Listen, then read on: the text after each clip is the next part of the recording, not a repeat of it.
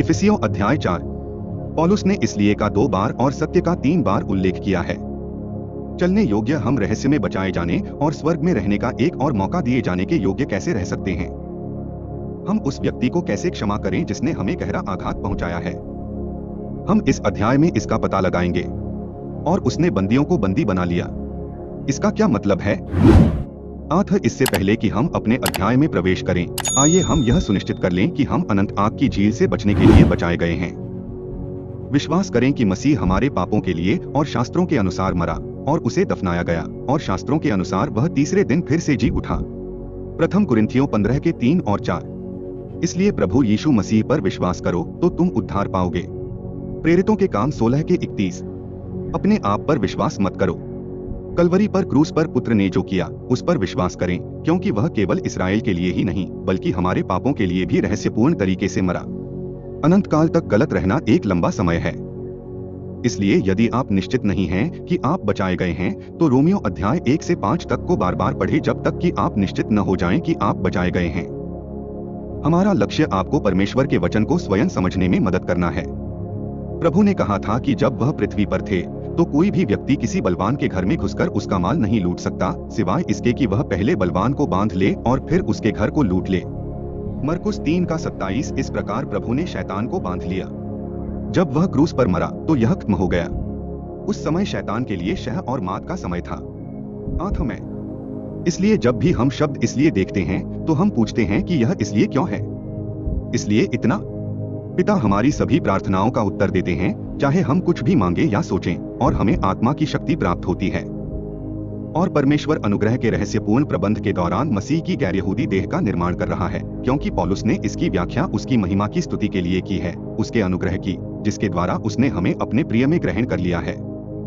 इफिसियों 1:6। यहाँ अन्य जातियों को प्रिय पुत्र में स्वीकार किए जाने का एक और अवसर मिला है। परमेश्वर ने यह रहस्य पौलुस को बताया और पौलुस ने इसे हम पर प्रकट किया। मसीह का शरीर परमेश्वर में छिपा हुआ एक गुप्त रहस्य था। इफिसियों 3:9 तक जब तक मसीह ने इसे पौलुस को प्रकट नहीं किया। और यह एक रहस्य था। और रहस्य क्या था? खैर, अगर आप इस प्लास्टिक बैग को देख सकते हैं तो इसमें एक बचाया हुआ यहूदी और एक बचाया हुआ गैर यहूदी है, और यह मसीह के शरीर का प्रतिनिधित्व करता है। रहस्य यह था कि अन्य जाति भी एक ही देह के और प्रतिज्ञा के भागी होंगे। वह सुसमाचार के द्वारा मसीह में उसकी आत्मा है। इफिसियों 3:6। यहूदी और अन्य जाति एक ही देह या एक ही समूह हैं जो स्वर्ग में रहेंगे। इसलिए मैं जो प्रभु का बंधुआ हूँ तुमसे विनती करता हूँ कि जिस बुलाहट से तुम बुलाए गए हो उसके योग्य चाल चलो।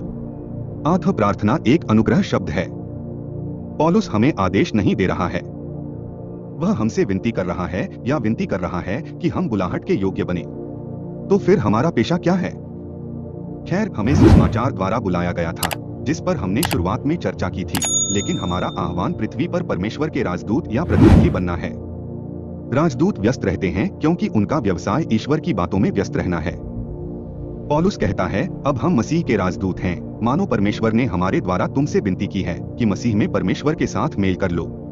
जो पाप से अज्ञात था उसी को उसने हमारे लिए पाप ठहराया कि हम उसमें होकर परमेश्वर की धार्मिकता बन जाएं। दूसरा कुरिन्थियों 5:23 के 21। इसलिए हम प्रभु का प्रतिनिधित्व करने जा रहे हैं और पृथ्वी पर उनके स्थान पर, क्योंकि वे स्वर्ग में हैं, और हम उन लोगों के बीच मिलमिलाप कराने का प्रयास करने जा रहे हैं जो परमेश्वर से दूर हो गए हैं। मसीह हमारे लिए पाप बना कि हम सारी दीनता और नम्रता सहित और धीरज धरकर प्रेम से एक दूसरे की सहते हुए विश्वास करके उसकी धार्मिकता प्राप्त करें। इसलिए हम विनम्र बने रहेंगे। हम नम्र या आज्ञाकारी बनेंगे। हम धैर्य रखेंगे। सहनशील का अर्थ है कार्य करने से रोकना, दीर्घकाल तक पीड़ित रहना, धैर्यवान होना। इसलिए आप जानते हैं, हम किसी को अलग थलग करने के लिए कुछ नहीं करने जा रहे हैं, क्योंकि हम, आप जानते हैं, उनके प्रति प्रेम में, उस प्रेम में जो हमें मसीह से प्राप्त होता है, हमारे माध्यम से काम करते हुए शांति के बंधन में आत्मा की एकता बनाए रखने का प्रयास करते हुए दयालु होने जा रहे हैं। इसलिए पौलुस चाहता है कि हम में एकता हो। मसीह की देह में हम पहले से ही एक हैं, क्योंकि हम सब में एक ही आत्मा है। एकता एकरूपता के समान नहीं है, क्योंकि फलों के सलाद में सभी अलग अलग फल सलाद को इतना स्वादिष्ट बनाते हैं। इसलिए हम सभी अलग अलग हैं, लेकिन हम सभी में उसकी खूबियां भरी हुई हैं। उसकी आत्मा है। पौलुस अब आत्मा की 7 गुना एकता के विषय में बोलने जा रहा है। एक देह है, इसलिए मसीह की देह भी एक है और आत्मा भी एक है, अर्थात परमेश्वर के पुत्र की आत्मा या परमेश्वर की आत्मा, जैसे कि तुम अपने बुलाए जाने की एक ही आशा में बुलाए गए हो। अतः हम सुसमाचार द्वारा बुलाए गए हैं और हमारी आशा स्वर्ग में उठाए जाने की है। एक प्रभु, वह प्रभु यीशु मसीह थे। एक विश्वास, अतः हमारा विश्वास रोमियो पर है। फिलेमोन को, यही हमारा निर्देश है। एक बपतिस्मा, अतः हमारा बपतिस्मा आत्मिक है। हम 1 मिनट में इस पर गौर करेंगे। सबका एक ही परमेश्वर और पिता है, जो सबके ऊपर और सबके मध्य में है और तुम सब में है। अतः पिता सबसे ऊपर है और सबके मध्य में है और सब विश्वासियों में भी है। अतः 12 इस्राएल के लिए संख्या है और एक मसीह के शरीर के लिए संख्या है, क्योंकि परमेश्वर के राज्य के 2 क्षेत्र हैं, स्वर्ग और पृथ्वी, और सभी लोगों को मसीह में होना आवश्यक है। तो आइए हम अपने एक बपतिस्मा पर नजर डालें, क्योंकि हम सब ने, क्या यहूदी हो, क्या यूनानी, क्या दास, क्या स्वतंत्र, एक ही आत्मा के द्वारा एक देह या समूह होकर बपतिस्मा लिया और हम सबको एक ही आत्मा पिलाई गई। पहला कुरिन्थियों 12:13। इसलिए हर किसी में परमेश्वर के पुत्र की वही आत्मा है, और यहाँ तक कि उनमें पिता भी है और पवित्र आत्मा भी है। पर हम में से हर एक को मसीह के वरदान के परिमाण से अनुग्रह दिया गया है। अतः अनुग्रह वह शक्ति है जिससे हम सेवा कर सकते हैं। आत्मा अपने वचन का प्रयोग करके ऐसा करता है। इसलिए वह कहता है, जब वह ऊंचे पर चढ़ा तो उसने कैदियों को बंदी बना लिया और मनुष्यों को उपहार दिए।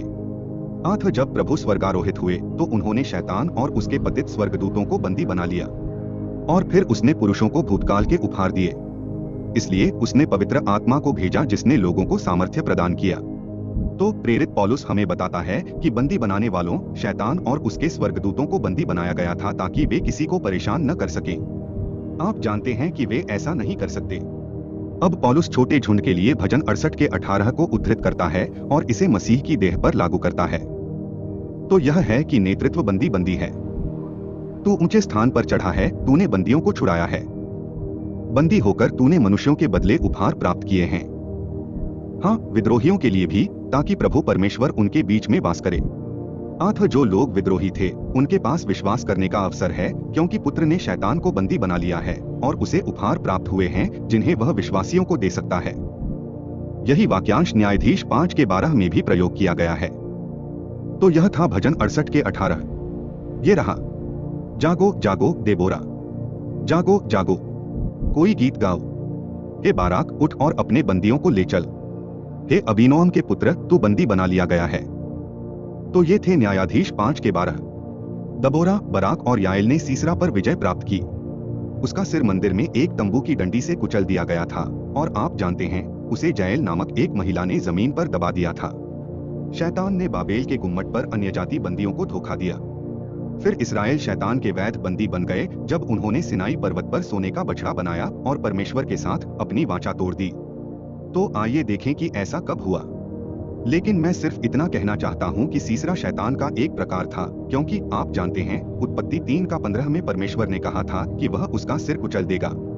सो जब बाबुल के गुम्मट पर उन्होंने परमेश्वर को न जानना चाहा, तो परमेश्वर ने उन्हें अनुचित मन पर छोड़ दिया कि वे अनुचित काम करें, यहाँ तक कि परमेश्वर ने अन्य जातियों को भी आत्मा रहित मन पर छोड़ दिया। और आप जानते हैं, इसे परमेश्वर ने अस्वीकार कर दिया है। इस्राएल को क्या हुआ? क्या वीरों से लूट छीनी जाए या वैध बंदियों को छुड़ाया जाए? यशाया 49 का 24। अतः शैतान ने कहा कि इस्राएल उसके वैध बंदी थे, क्योंकि उन्होंने सोने का बछड़ा बनाया था, जबकि मूसा पहाड़ पर 10 आज्ञाएं प्राप्त कर रहा था। और इसलिए आप जानते हैं, उन्होंने व्यवस्था तोड़ा, और इसलिए वे कानूनी तौर पर उसके हैं। और हम जल्द ही इस पर और अधिक बारीकी से विचार करेंगे। लेकिन हमारे प्रभु ने क्या किया? उसे विजय प्राप्त हुई, और उसने प्रधानताएं और अधिकार लूटकर उनका खुल्लम खुल्ला प्रदर्शन किया और उन पर जय जयकार किया। अतः कुलुस्सियों 2 का 15। अतः परमेश्वर का पुत्र प्रधानताओं और अधिकारों को नाश करने में समर्थ है, क्योंकि उसने क्रूस पर जयवंत किया। यीशु मसीह ने क्रूस पर शैतान पर विजय प्राप्त की। मसीह ने दोनों समूहों के विश्वासियों को अपनी आत्मा देकर उनसे छीन लिया। शैतान उस विश्वासी को, जिसके पास पुत्र की आत्मा है, अनंत जीवन पाने से नहीं रोक सकता। शैतान क्रूस पर पराजित हुआ। क्रूस पर मसीह ने हमें पाप की शक्ति से छुड़ाया। शैतान, संसार और मृत्यु। मसीह ने अभी तक स्वर्ग और पृथ्वी पर अधिकार नहीं किया है, क्योंकि वह और अधिक लोगों को बचाना चाहता है। उस पर कब्जा नहीं किया है। सभी चीजें अपने सही स्थान पर बहाल नहीं की गई हैं, और हम कुछ समय तक इसका पता लगाएंगे। ये वे उपहार हैं जो चिन्ह थे, उपहार दिए गए, लेकिन आज वे प्रभावी नहीं हैं। वे संकेत उपहार के माध्यम से कृत्यों के अंत में मर गए। परमेश्वर ने पौलुस की प्रेरिताई को वैध ठहराया, क्योंकि यहूदी लोग चिन्ह की चाह रखते हैं और यूनानी लोग बुद्धि की खोज में रहते हैं। परंतु हम तो उस क्रूस पर चढ़ाए हुए मसीह का प्रचार करते हैं, जो यहूदियों के निकट ठोकर का कारण और यूनानियों के निकट मूर्खता है। प्रथम कुरिन्थियों 1 का 22 और 23। अब पौलुस कोष्ठक में कुछ उल्लेख करेगा। अब जबकि वह ऊपर चढ़ गया, तो इसका क्या मतलब है कि वह पृथ्वी के निचले भागों में भी सबसे पहले उतरा। जो उतरा वही सब आकाश से ऊपर चढ़ भी गया कि सब कुछ परिपूर्ण करे। अतः प्रभु ऊपर चढ़ने से पहले पृथ्वी के निचले भाग में उतरे। और यीशु ने उससे कहा था, जैसे योना 3 दिन और 3 रात महाजलचर के पेट में रहा, वैसे ही मनुष्य का पुत्र भी होगा पृथ्वी के हृदय में 3 दिन और 3 रातें। मत्ती 12 का 40। इसलिए प्रभु ने अपने पुनरुत्थान के बाद परादीस में रहने वालों को बचाया। अतः हाबिल और हनोक और आदम और हव्वा और नूह और अब्राहम और सारा, उन्हें नरक के इस स्वर्गीय भाग में रखा जा रहा था, और इस प्रकार परमेश्वर का पुत्र वहां गया, लेकिन अब उसे तीसरे स्वर्ग तक ले जाया गया है। पौलुस ने दूसरे कुरिन्थियों में स्पष्ट किया कि पौलुस ने कहा, ऐसा मनुष्य तीसरे स्वर्ग तक उठा लिया गया, अर्थात वह स्वर्गलोक में उठा लिया गया, और ऐसी बातें सुनी जो कहने की नहीं और जिनका उच्चारण करना मनुष्य को उचित नहीं। दूसरा कुरिन्थियों 12 का 2 और 4। अतः पौलुस हमें बताता है कि स्वर्ग तीसरे स्वर्ग में था, और पौलुस को वहां जो कुछ देखा उसके बारे में कुछ नहीं कहना था अन्य उसके अलावा तो उन्हें, और उसने कुछ प्रेरितों को भी भेजा। ठीक है, तो पौलुस 5 ऐसे प्रतिभाशाली लोगों का उल्लेख करने जा रहा है जिनके पास अलौकिक वरदान थे, और कुछ भविष्यद्वक्ता और कुछ सुसमाचार प्रचारक और कुछ रखवाले और शिक्षक नियुक्त किए गए हैं कि पवित्र लोग सिद्ध बन जाएं और सेवा का काम किया जाए और मसीह की देह उन्नति पाए, जब तक कि हम सब के सब विश्वास और परमेश्वर के पुत्र की पहचान में एक न हो जाएं और एक सिद्ध मनुष्य न बन जाएं और न मसीह के पूरे डीडौल तक पहुंच जाएं। अतः जब हम सभी परमेश्वर के वचन को सही रूप से विभाजित करके समझ लेंगे, तब हम आप जानते हैं वह सब जान लेंगे जो परमेश्वर ने अपने वचन में हमसे कहा है, और इसमें अनंत काल लग सकता है।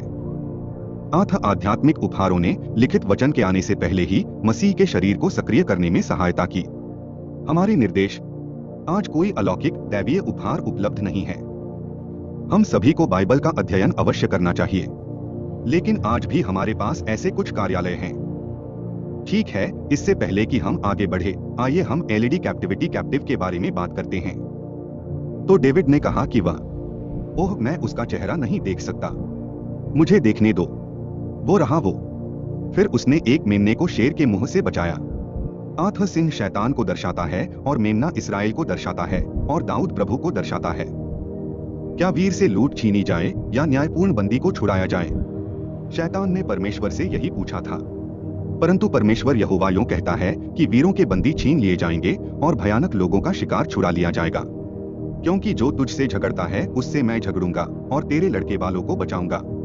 तो परमेश्वर ने कहा, आप जानते हैं, यहोवा ने कहा, मैं उस भयानक शैतान से शिकार वापस लेने जा रहा हूँ और उन बंदियों को वापस ले लूंगा, और वह उसके साथ युद्ध करने जा रहा है। और उसने क्रूस पर उससे झगड़ा करके याकूब की संतान को बचाया। और जो तुझ पर अत्याचार करते हैं उनको मैं उन्हीं का मांस खिलाऊंगा, और वे अपने ही लोहू को पीकर ऐसे मतवाले होंगे जैसे नई मदिरा से होते हैं। तब सब प्राणी जान लेंगे कि मैं यहोवा तेरा उद्धारकर्ता और तेरा छुड़ाने वाला, याकूब का शक्तिशाली हूँ। यशाया 49 के 24 से 26।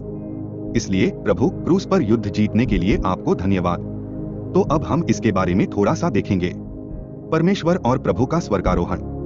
यीशु ने मरियम से कहा, मगदलीनी ने उससे कहा, मुझे मत छू, क्योंकि मैं अब तक अपने पिता के पास ऊपर नहीं गई, परंतु मेरे भाइयों के पास जाकर उनसे कह दे कि मैं अपने पिता और तुम्हारे पिता और अपने परमेश्वर और तुम्हारे परमेश्वर के पास ऊपर जाती हूँ।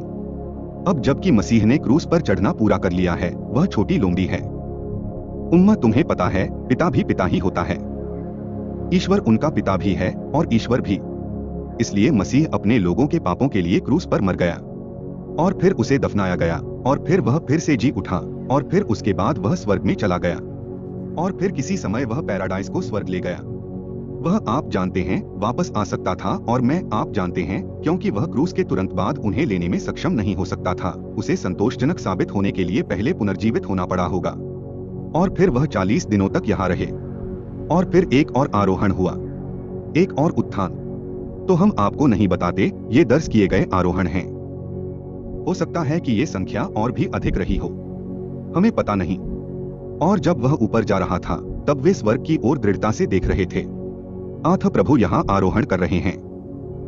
देखो, सफेद वस्त्र पहने 2 आदमी उनके पास खड़े थे। तो ये 2 आदमी स्वर्गदूत हैं, जिसने यह भी कहा, ठीक है, जो साबित करता है कि स्वर्गदूतों के पास पंख नहीं होते हैं, जिसने यह भी कहा, हे गलीली पुरुषों, तुम क्यों खड़े स्वर्ग की ओर देख रहे हो? यही यीशु जो तुम्हारे पास से स्वर्ग पर उठा लिया गया है, जिस रीति से तुमने उसे स्वर्ग को जाते देखा है, उसी रीति से वह फिर आएगा। तब वे जैतून पहाड़ से, जो यरूशलेम से 1 सप्ताह के दिन की दूरी पर है, यरूशलेम को लौटे। प्रेरितों के कार्य 1:10 से 12। इसलिए वह जैतून पहाड़ से ऊपर चढ़ गया। अब तक केवल मसीह ही एकमात्र व्यक्ति है जो सशरीर स्वर्ग में चढ़ा है, इसलिए वह यहाँ चढ़ गया। और फिर उसने पिन्तेकुस्त के दिन अपने छोटे से सांसारिक अनुयायियों, पतरस के समूह, इन पीले लोगों पर पवित्र आत्मा को भेजा। और फिर मसीह जैतून के पहाड़ पर वापस आने वाला है, क्योंकि ऐसा कहा गया है, और उसके पैर उस दिन जैतून के पहाड़ पर खड़े होंगे, जो पूर्व में यरूशलेम के सामने है।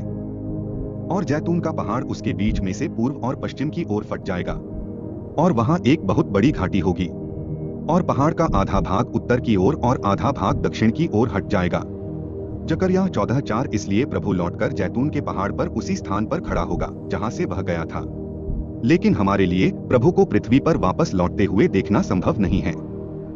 वह आने वाला है, आप जानते हैं, वह हमें स्वर्गारोहण के समय अपने पास बुलाएगा, तथा हमारे स्वर्गारोहण और हमारी सेवा के लिए मसीह के न्यायासन की भविष्यवाणी की गई थी, और वे प्रेरित पौलुस के पत्रों में विशेष रूप से पाए जाते हैं।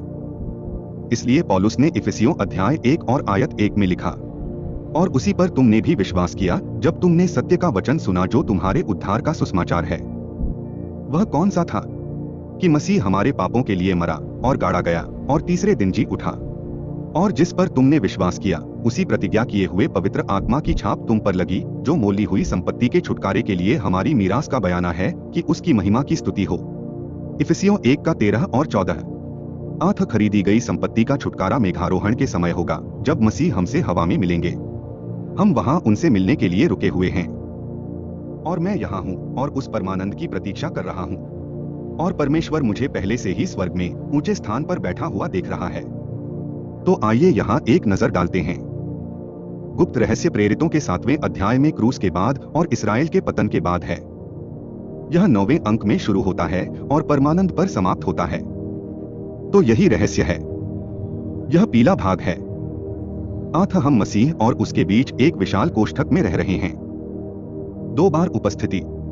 तरसुस के शाऊल, जिसे पौलुस के नाम से भी जाना जाता है, के सामने उनकी भविष्यवाणी पूर्ण उपस्थिति तथा मसीह के शरीर के सामने उनकी भविष्यवाणी पूर्ण उपस्थिति। इसलिए हम इसी दायरे में रह रहे हैं, क्योंकि इजराइल के कार्यक्रम में रुकावट आई है। अतः परमेश्वर ने रहस्य को सम्मिलित कर दिया है और क्लेश तथा मसीह के दूसरे आगमन को स्थगित कर दिया है। अतः दूसरा आगमन से पहले क्लेश के दौरान पतरस के समूह के बारे में अधिक जानकारी मिलेगी।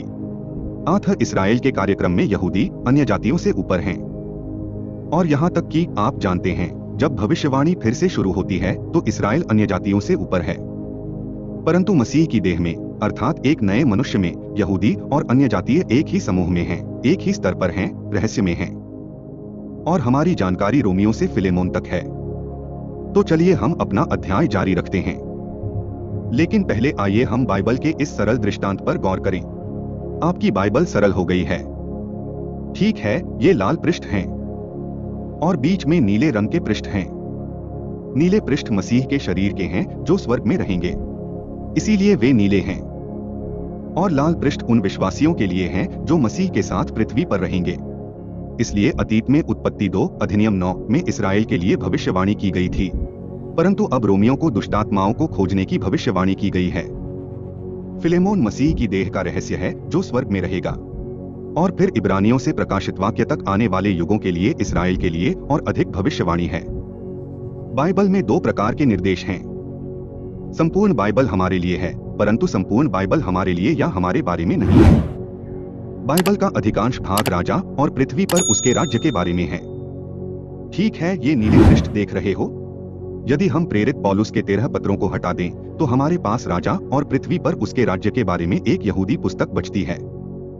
सारी बाइबल सीखने के लिए लाभदायक है, क्योंकि जितनी बातें पहले से लिखी गईं, वे हमारी ही शिक्षा के लिए लिखी गई हैं कि हम धीरज और पवित्र शास्त्र से शांति के द्वारा आशा रखें। रोमियो 15 अध्याय 4। आठ सही रूप से विभाजन करना इस्राएल और मसीह के शरीर के बीच अंतर को समझना है। हमारा विश्वास रोमियो से फिलेमोन या हमारे निर्देश हैं। जब तक हम बाइबल को सही ढंग से विभाजित नहीं करते, हम मसीह के लिए प्रभावी राजदूत नहीं बन सकते।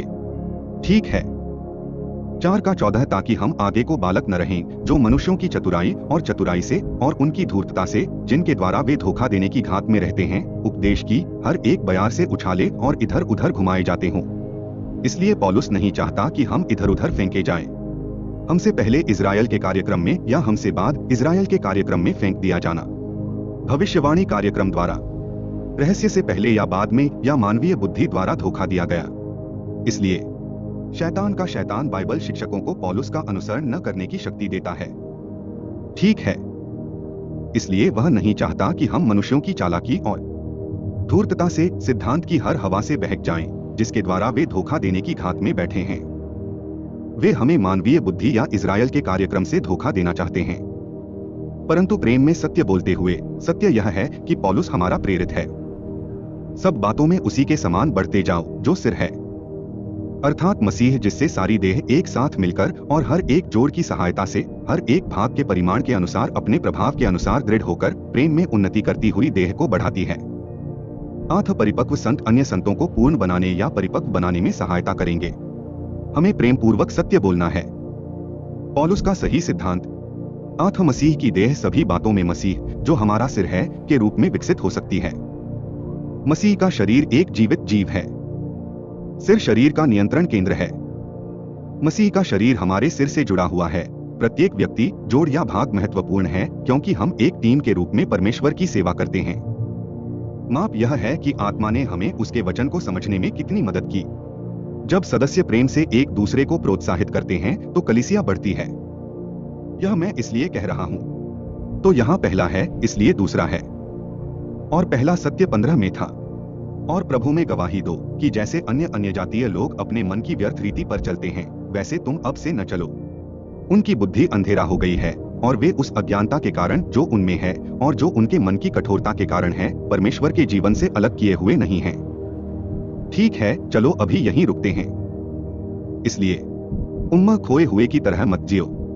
परमेश्वर ने उन्हें अस्वीकार नहीं किया है, उन्होंने परमेश्वर को अस्वीकार कर दिया है। यीशु ने उनके लिए जो कुछ किया है उसके प्रति वे अंधे हैं। उनके हृदय परमेश्वर की बातों के प्रति कठोर हो गए हैं। वे विश्वास नहीं करेंगे और वे उसके वचन से अनभिज्ञ हैं। उनका मन पुनर्जीवित एवं नवीनीकृत नहीं हुआ है। जो लोग अपनी समझ खोकर कामुकता में लग गए हैं और सब प्रकार के गंदे काम लालच से किया करते हैं। मात्र कामुकता वासना है। और उम्म पहला यूहन्ना 2:16 कहता है, क्योंकि जो कुछ संसार में है, अर्थात शरीर की अभिलाषा और आंखों की अभिलाषा और जीविका का घमंड, वह पिता की ओर से नहीं परंतु संसार ही की ओर से है। इसलिए उनके विचारों का कोई शाश्वत महत्व नहीं है। वे अपने भीतर के परमेश्वर के जीवन से अलग हो गए हैं। उनके मन अंधे हैं और वे भावनाहीन हो गए हैं और उन्होंने अपने आप को वासनाओं के वश में कर दिया है और वे सब प्रकार की अशुद्धता करने के लिए लोभी हैं। परंतु तुमने मसीह को उस रीति से नहीं सीखा, जबकि तुमने उसी की सुनी और जैसा यीशु में सत्य है उसी से सिखाए भी गए। तो यह है दूसरा सच।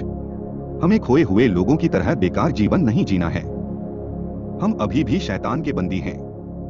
इफिसियों 2:2 और यह भी प्रभु ने कहा जब वह पृथ्वी पर था, और यह निंदा है कि प्रकाश दुनिया में आया है। वह बेटा था जब बेटा आया, और मनुष्यों ने अंधकार को ज्योति से अधिक प्रिय जाना, क्योंकि उनके काम बुरे थे। वे पहले में यूहन्ना नियमित मतलब है। यूहन्ना 3:19। इसलिए आप जानते हैं कि लोग अनंत दंड से बचने के बजाय कुछ समय के लिए अपने बुरे कर्म करते हैं। आठ सत्य यीशु में है और हम उसी पर ध्यान देंगे। ठीक है, मुझे बस इसे आगे ले जाने दो कि तुम पहले चाल चलन को त्याग दो। पुराना मनुष्यत्व जो भरमाने वाली अभिलाषाओं के अनुसार भ्रष्ट हो गया है। इसलिए हम पुराने मनुष्यत्व को उतार फेंकेंगे और अपने मन की आत्मा में नए बनते जाएंगे। आठ आत्मा हमारे मन में है और हम उसके वचन के द्वारा नए बनते हैं। और नए मनुष्यत्व को पहन लो, जो परमेश्वर के अनुसार सत्य की धार्मिकता और पवित्रता में सृजा गया है। श्लोक 24। इसलिए हमने मसीह को पहन लिया।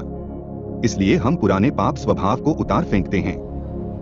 हम उसके वचन में अपने मनों को नया करते हैं और मसीह में जो हम हैं उसे धारण करते हैं। अपने मन को नवीनीकृत करने के लिए आत्मानुशासन की आवश्यकता होती है। परमेश्वर हमारे पुराने पापी स्वभाव को क्रूस पर चढ़ाया हुआ और मृत मानता है और हमें एक नया स्वभाव देता है। उनके पुत्र बूढ़े आदम को भी मसीह के साथ क्रूस पर चढ़ाया गया, इसलिए मसीह हमारे द्वारा जीवित रह सकता है। बूढ़े आदमी को क्रूस पर ही रहने दो, बस क्षमा मांग लो पापी शरीर। अच्छी कोशिश, लेकिन तुम तो मर चुके हो और अब मैं वह नहीं हूं। और यह बुरा काम मत करो। हमें मसीह में अपनी नई पहचान के अनुसार जीवन जीना है। हम पाप के लिए मरे हुए हैं, परंतु परमेश्वर के लिए जीवित हैं।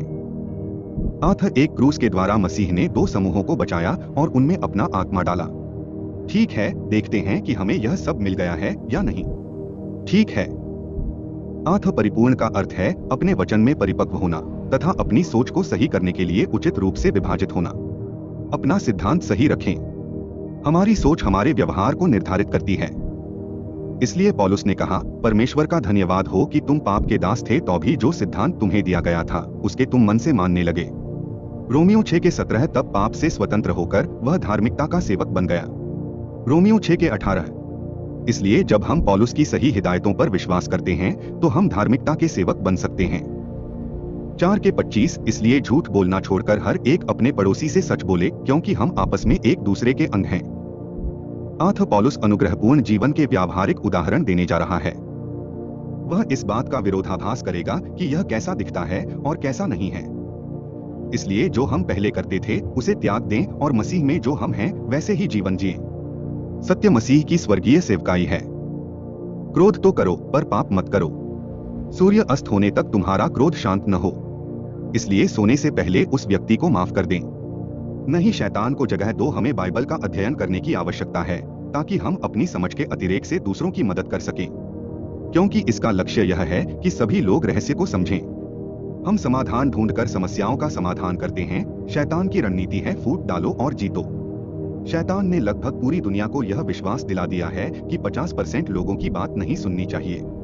महिलाएं, चोरी करने वाला फिर चोरी न करे, वरन जो अच्छी वस्तुएं उसके पास हों उन वस्तुओं को अपने हाथों से कमाकर परिश्रम करे कि जिसे प्रयोजन हो उसे दे और कोई भ्रष्ट न हो।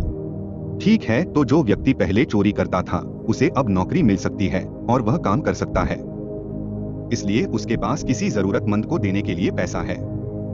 कोई गंदी बात तुम्हारे मुंह से न निकले, पर वही जो उन्नति के लिए उत्तम हो, ताकि उससे सुनने वालों पर अनुग्रह हो। नीतिवचन 15 में कहा गया है, कोमल उत्तर सुनने से जलजलाहट ठंडी होती है, परंतु कटु वचन से क्रोध धधक उठता है। और परमेश्वर के पवित्र आत्मा को शोकित न करो, जिससे तुम छुटकारे के दिन तक और स्वर्गारोहण तक के लिए मुहरबंद किए गए हो। मसीह का शरीर स्वर्गारोहण तक सुरक्षित और मुहरबंद है। एक बार बचाया गया तो हमेशा के लिए बचाया गया। हम पवित्र आत्मा को कैसे दुखी कर सकते हैं? जब हम शरीर के काम करते हैं तो हम परमेश्वर की पवित्र आत्मा को दुखी करते हैं। जब आप किसी ऐसे व्यक्ति की मदद करने की कोशिश कर रहे हो जिसे आप जानते हो तो अपनी नाराजगी जाहिर न करें। बस उनके साथ सचमुच धैर्य रखें। सब प्रकार की कड़वाहट और प्रकोप और क्रोध और कलह और निंदा सब बैरभाव समेत तुमसे दूर की जाएं। वे सभी बुरी बातें। यदि आप कटु हैं तो आप केवल अपने आप को ही नुकसान पहुंचा रहे हैं। और एक दूसरे पर कृपाल और करुणामय हो, और जैसे परमेश्वर ने मसीह में तुम्हारे अपराध क्षमा किए वैसे ही तुम भी एक दूसरे के अपराध क्षमा करो। इसलिए शैतान को मसीह के शरीर के सदस्यों के बीच दरार डालने की अनुमति न दें। एक दूसरे को क्षमा करो जैसे परमेश्वर ने मसीह के कारण तुम्हें क्षमा किया है। हम नहीं कर सकते। हम कह सकते हैं कि आपने जो किया वह गलत था, लेकिन मसीह ने मुझे उससे भी अधिक गलतियों के लिए क्षमा कर दिया है। जब हम दूसरों को क्षमा करते हैं तो हम उस दरार को हटा देते हैं जो शैतान हमारे बीच डालने की कोशिश करता है। हर दिन हम अपने मन को उसके मन, उसके वचन से पुनः प्रोग्राम कर सकते हैं। परमेश्वर अपने वचन के माध्यम से हमसे बात करता है और हम प्रार्थना के माध्यम से उससे बात करते हैं। यह उसकी आत्मा, उसका मन, उसका विश्वास है जो अब हमें चलाता है, न कि हमारी कमजोर आत्मा, हमारा भुलक्कड़ मन और हमारा कमजोर विश्वास। पौलुस नहीं चाहता कि मसीह की देह में कोई विभाजन या फूट हो। तो फिर विभाजन क्या है? ये संप्रदाय हैं, मानव निर्मित संप्रदाय। क्योंकि मसीह का शरीर पौलुस ने कहा, अब हे भाइयों, मैं तुमसे प्रभु यीशु मसीह के नाम से विनती करता हूँ कि तुम सब एक ही बात कहो और तुम में फूट न हो, परंतु एक ही मन और एक ही मत होकर मिले रहो। प्रथम कुरिन्थियों 1:10। तो यह वैसा ही और वैसा ही रहने वाला है। अतः समाधान यह है कि हम एक ही बात बोलें, एक ही मन और एक ही निर्णय रखें तथा एक ही प्रेरित का अनुसरण करें। मंत्रीगण परमेश्वर के वचन की सच्चाई केवल तभी सिखा सकते हैं जब वे उचित ढंग से विभाजन करें। सिद्ध का अर्थ है अपने वचन में परिपक्व, सही रूप से विभाजित। अपनी सोच को सही करने के लिए ले आओ, अपना सिद्धांत सही रखें। हमारी सोच हमारे व्यवहार को निर्धारित करती है, इसलिए हमारी आध्यात्मिक उन्नति हमारी भौतिक संपत्ति से अधिक मूल्यवान है और हमें इसकी जरूरत है। इसे हमारी सर्वोच्च प्राथमिकता दी जानी चाहिए, इसलिए यह एकमात्र चीज है जिसे हम स्वर्ग जाते समय अपने साथ ले जा सकते हैं। अतः रंगीन या काले और सफेद रंग में परमेश्वर का रहस्य 100 पृष्ठों में बाइबल का अवलोकन है जो आपको सही ढंग से विभाजित करने में मदद करेगा। पौलुस की पत्रियों का अध्ययन मार्गदर्शिका भी उपयोगी है। उम्मा कैसे बचा जाए इसे सरल बनाया गया। मैंने इफिसियों की टिप्पणी और सही ढंग से विभाजित इफिसियों अध्ययन मार्गदर्शिका का उपयोग किया, जो इस छोटे से पाठ की तैयारी में एक टिप्पणी भी है। लेकिन इन पुस्तकों में इससे कहीं अधिक विस्तृत जानकारी है जितना मैं इस संक्षिप्त संदेश में दे सकता हूँ। हाँ, वे किंडल और ऑडियो बुक पर भी उपलब्ध हैं। अतः किंग जेम्स बाइबल अंग्रेजी में परमेश्वर का वचन है। सभी आधुनिक बाइबलें शैतान की नकल हैं। शैतान के मंत्री न केवल झूठे मिश्रित सिद्धांत का प्रचार कर रहे हैं, बल्कि नकली बाइबल बनाने के व्यवसाय में भी लगे हुए हैं। परमेश्वर का वचन ही एकमात्र चीज है जिस पर हम भरोसा कर सकते हैं। किंग जेम्स बाइबल हर बार 100% सही होती है, इसमें कोई त्रुटि नहीं है। हम बाइबल में कोई परिवर्तन नहीं करते। हम परमेश्वर के वचन के अनुरूप अपने मन बदलते हैं। कृपया लाइक करें, शेयर करें और सब्सक्राइब करें और देखने के लिए धन्यवाद।